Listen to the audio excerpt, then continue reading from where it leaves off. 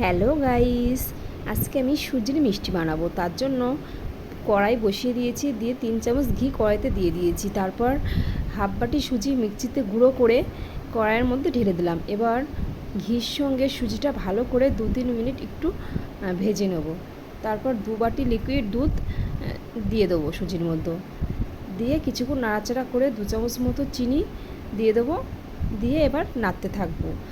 সুজিটা যতক্ষণ না পর্যন্ত ড্রাই হবে, মানে কড়ার থেকে উঠে আসবে, ততক্ষণ পর্যন্ত নাড়তে থাকবো।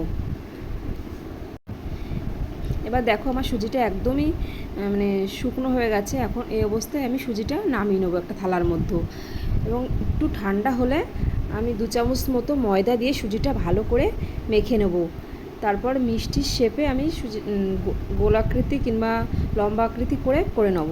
আমি দেখো দুরকমই করেছি। এবার কড়াইতে তেল বসিয়ে আমি তেলটা একটু গরম হলে মিষ্টিগুলো আস্তে আস্তে ভেজে নেব, ব্রাউন কালার করে আমি ভেজে নেব।